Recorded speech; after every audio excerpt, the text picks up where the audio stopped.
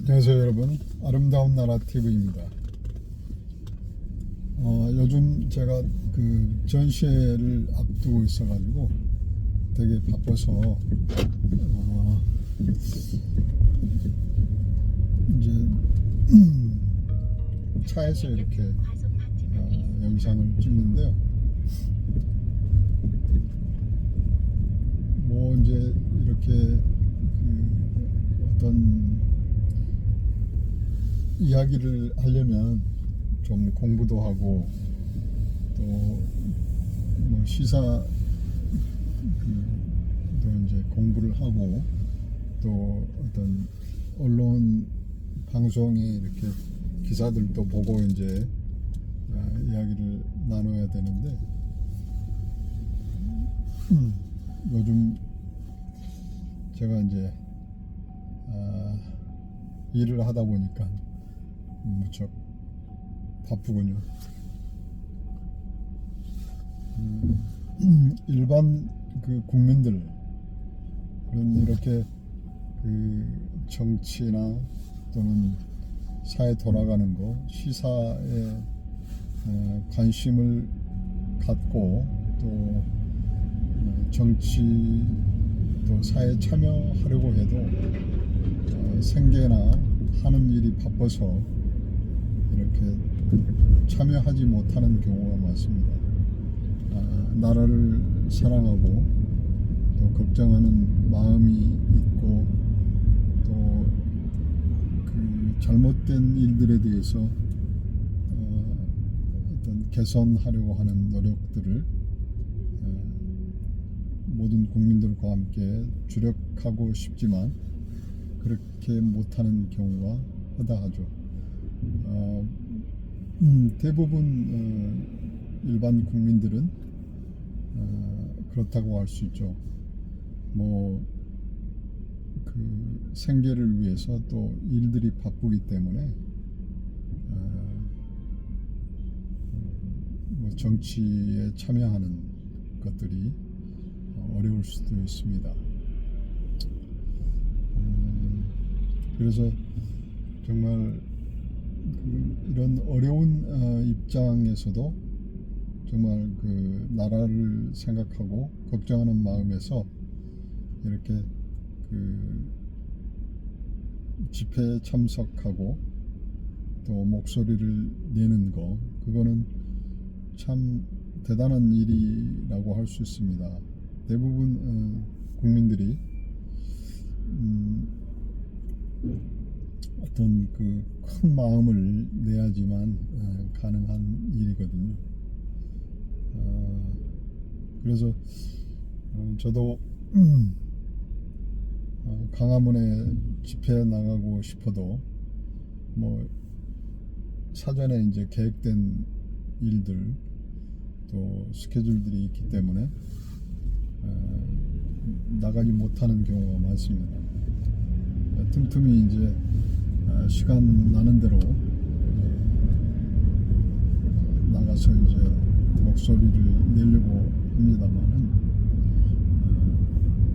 이번 주에도 제가 뭐 전시 계획이 있어서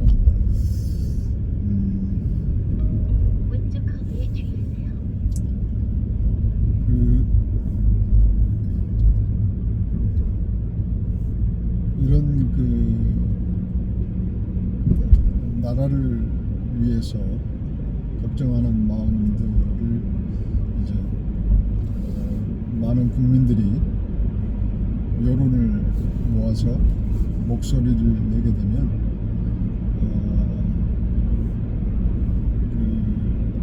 지금 윤석열 대통령께서 탄핵 헌재에 탄핵 심판을 받게 되어 있잖아요. 그래서 광화문에 또 집회도 있고 또 헌재에서도 집회가 있다고 합니다. 그래서 여러분들이라도 시간 되시는 분들은 이렇게 나가서 목소리를 내시면 좋을 듯합니다. 이런 그 시민 혁명 또는 국민 혁명이 일어나려면 정말 그 많은 사람, 많은 국민들이 십시일반 의지를 모으고 힘을 모아야지 가능합니다. 사실 그 박근혜 대통령 때는 제가 정북 좌파 세력에 의해서 제가 선동당해가지고 못 모르고 이제 제가 촛불 집회에 참여를 했었는데 지금 와서 생각해 보면은 그게 너무도 바보 같은 짓이었다. 그래서 많은 국민들을 대상으로 민주당이나 좌파는 국민들 사기를 친 것이죠. 한마디로. 그래서 죄 없는 그 박근혜 대통령께서 탄핵까지 당하시고 또 복역까지 하는 그런 불상사가 있었습니다. 그래서 이번 그 탄핵 시국에서는 정말 그 애국 시민들이 발벗고 나서서 이렇게 그 애석한 역사가 다시는 되풀이되지 않도록 모든 국민들, 시민들이 동참해서 한 목소리를 내면 좋겠습니다. 그런 의미에서 저는 그 이재명 씨를 어떤 공공의 미운자라고 이제 지칭을 하고 또 역적 무리들, 하이에나 뭐 그런 개떼들 그런 식으로 표현을 하고 있습니다. 그래서 이재명 씨를 보면 이재명 씨하고 저하고 뭐 아무런 어떤 이해관계나 또 어떤 그 직접적인 인연이 있는 것도 아니고 그렇습니다. 근데 제가 이재명 씨를 한번 보기는 했어요. 강주 그 김대중 컨벤션에서 한번 본 적이 있는데 그 당시에는 옷을 캐주얼하게 입었던 것 같아요. 정장이 아니고. 그래서 저는 그 당시에 이재명 씨를 그러니까 문재인 정권 그러니까 경선하고 나서 그때인 것 같아요. 근데 이제 그때 보니까 되게 그때는 이렇게 그 제가 싫어하지는 않았습니다. 그냥 사이다 발언하고 뭐 그럴 때였으니까 그때 많은 국민들이 그런 그 사이다 발언에 많이 이제 그 성남시장 때 아마 그랬었던 것 같아요. 그래서 좋아했었죠. 근데 이제 그 이재명 씨의 어떤 그 실책들 또는 범죄 상황들 또 뭐 욕설들 그런 것이 이제 드러나니까 하나씩 그 양파처럼 이렇게 까지니까 이제 그분의 그 이재명 씨의 어떤 인간성 그런 게 이제 다 보이니까 이제 되게 싫어지더라고요. 그래서 이제 이번에 이제 그 윤석열 정권 들어와서 어떤 방탄을 위해서 국회의원 배지까지 달고 또 당 대표로 또 나와서 민주당을 사당화시키는 그런 것을 방탄 당으로 만들어버리고 사당화시키고, 그리고 이제 자기들이 민주당이라는 타이틀을 걸고서 비민주적인 행태를 취하는 그런 모습들이 정말 그 비열하고 악하다라는 생각을 했어요. 이 그 조직은 나라를 위한 조직이 아니고 자신들의 어떤 권력과 이익을 위해서 조직된 이익 집단이라고 생각을 했습니다. 그래서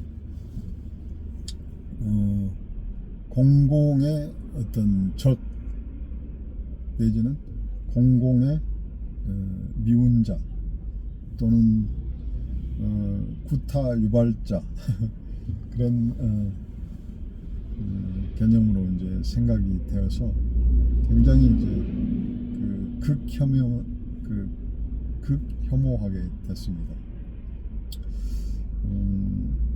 누군가를 이렇게 미워해 본 적이 없었던 것 같아요.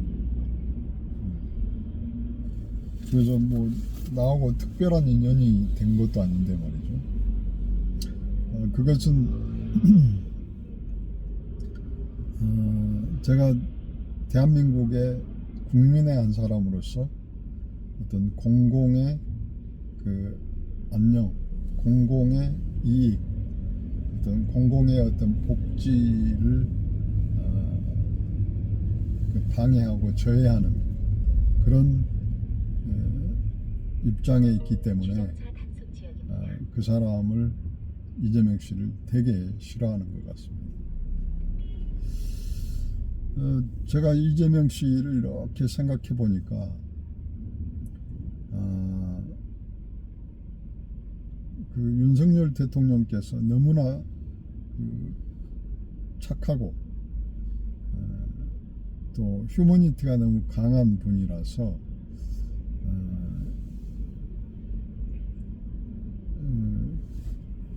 대통령에 취임하고서 대한민국의 어떤 화합과 통합을 저해하는 가장 큰 요인이 저해하는 장애물, 그러니까 화합과 통합을 방해하고 또 앞으로 대한민국이 발전하고 번영하는데 어떤 걸림돌이 되는 장애물이, 가장 큰 장애물이 이제 저는 이재명 씨라고 생각이 돼서 윤석열 대통령께서 취임하자마자 이재명 씨를 제거를 했었어야 된다라는 생각을 하게 됐습니다. 그래서 강력하게 검찰이나 사법부에 어떤 뭐 요청을 해서 이 죄인을 대한민국에 어떤 있게 해서 국민들의 어떤 의지와 뜻을 분열시키고 또 화합과 통합을 이루는데 가장 큰 걸림돌이 될 수 있다는 인식이 됐었다면 어떤 방법으로든 저는 이재명 씨를 처단해야 됐었으리라고 생각합니다. 저는 그렇게 생각하고 있습니다. 대통령 정도, 그러니까 한 나라를 통치하는 통치자는 생살 직권을 쥐고 있다고 생각하거든요. 그러니까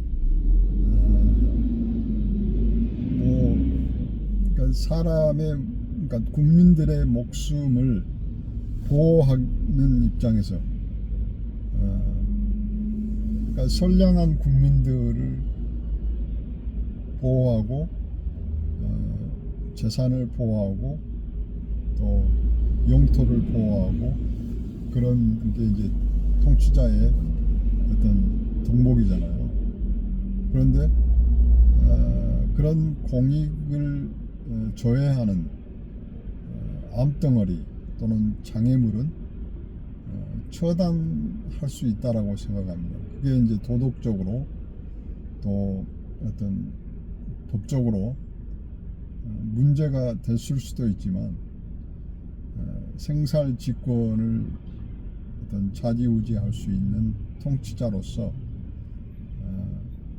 한 명의 어떤 악인이 처단됨으로써 모든 백성이 그 어떤 행복하고 또 화합하고 통합하고 또 선하고 정의로운 길에 들어설 수 있다면 저는 그 악인을 처단할 수 있어야 된다라고 생각합니다. 뭐 그거야 뭐 여러 가지 방법들이 있겠죠. 그래서 저는 그 극단적인 생각일지 모르지만 우리 그 우익 단체들이 어떤 좌파들이나 종북 좌파들이 어떤 북한의 추종이나 뭐 어떤 그 관리를 받아서 지령을 받아서 어떤 그 안 좋은 일을 행하는 것처럼 우리 우익 단체들도 좌파들, 종북 좌파 또는 불손 세력들을 우익 단체들이 나서서 어떤 그 제어하는 그런 어떤 단체들이 있으면은 좋겠다라는 생각을 하게 됐습니다. 우리나라 그 우익들이 보수니 우익들이 너무 온건하고 너무 그 부드러운 사람들이 많기 때문에 그런 극단적인 방법을 자행하려고 하는 단체나 개인이 없는 것 같습니다. 뭐 이것은 저의 그 개인적인 생각입니다만은 많은 분들이 이제 비판할 수도 있는데 저는 악인으로 말미암아서 한 나라가 어떤 공경에 처하고 악의 수렁텅이로 빠지고 또 모든 국민들이 고통을 당할 수 있다면 그 악인을 처단해서라도 장애물을 제거해야 된다고 생각하고 있습니다.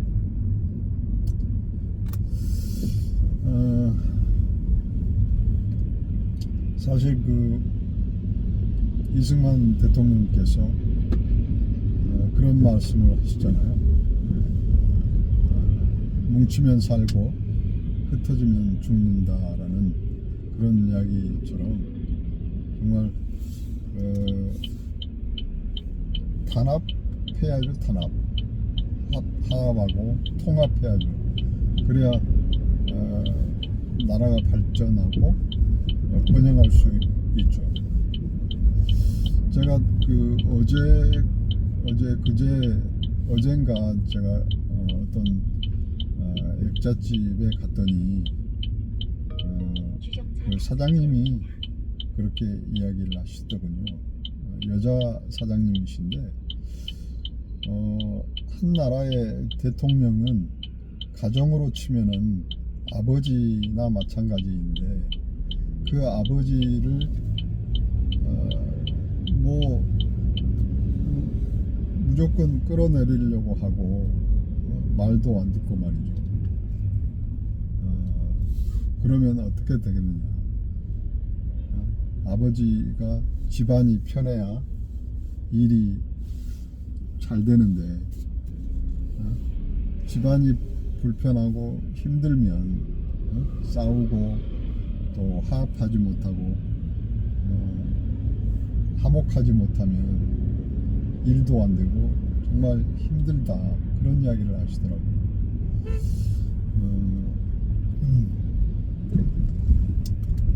그렇게 그 하물며 그 여자분이 그렇게 공명의식을 가지고 그런 의식을 가지고 있는데, 이거는 나라를 그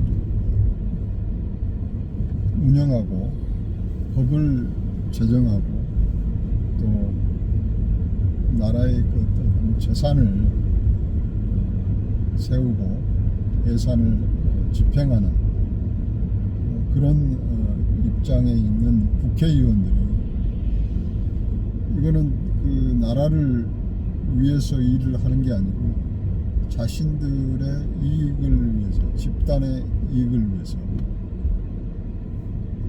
무조건 그 정부가 하는 일은 반대하고, 또 국무위원들이랄지 또는 국가 중요한 그 요인들을 탄핵하고 끌어내리고, 심지어는 대통령까지 끌어내리려고 하고 탄핵시키면은 그 나라나 그 조직이, 나라도 엄청 거대한 조직인데 그 조직이, 국가라는 조직이 운영이 되겠습니까?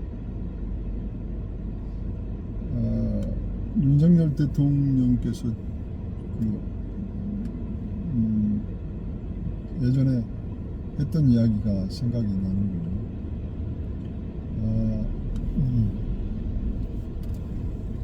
어떤 새가 한 방향을 목표로 날아가는데, 여당과 야당, 정부와 어떤 국회는 일종의 좌와 우의 어떤 역할을 하면서 날갯짓을 동시에 어떤 한 목표를 가지고 해야지 이게 전진할 수 있는 건데, 무조건 반대하는 입장에서 앞을 보고 가는 게 아니고 뒤쪽으로 반대로 가려고 하는 세력들이 있다면 나라가 정체될 수밖에 없고 계속 어려워질 수밖에 없는 상황이 되는 것이죠. 그 아프리카나 내란에 그 휘몰리는 아프리카나 또는 남미처럼 그렇게 나라가 굉장히 공경에 처하고 많은 국민들이 어려워질 수 있는 상황에 내몰릴 수 있는 것이죠. 그런 의미에서 저는 대통령께서 이번 비상계엄을 선포한 것도 일종의 그 국회 독재, 입법 독재를 하는 국회의원들의 어떤 철퇴를 감행하는 그런 애국 일념에 의한 그런 결단이었다라고 생각합니다. 제가 여기 그 일조로에 와서 지금 이제 목적지에 왔는데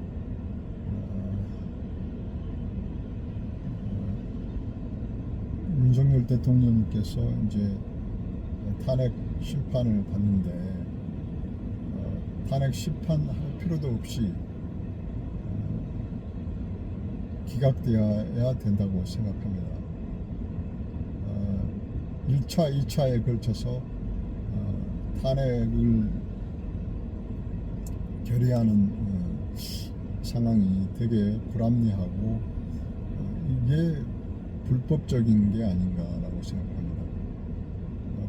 법적에서 보면은 일사부재의 원칙에 의해서 한번 심의된 그 일들은 다시 뭐 이렇게 다루지 않는다는 그런 이야기가 있잖아요. 근데 그 한번 발의해서 탄핵이 되지 않았다고 해서 탄핵이 될 때까지 계속 국회에서 발의를 한다면 이게 그 나라를 위한 국회의원인가라는 생각을 합니다. 이것은 굉장히 불합리한 일이라고 저는 생각합니다. 그래서 헌재에서 이것을 어떤 이거를 뭐 그 심의할 필요도 없이 이거는 기각해야 된다라고 저는 믿고 있는 사람 중에 한 사람입니다. 아무튼 윤석열 대통령께서 빨리 대통령의 직무를 수행하게 되기를 바랍니다. 또 다음에 또 뵙겠습니다. 여러분 감사합니다.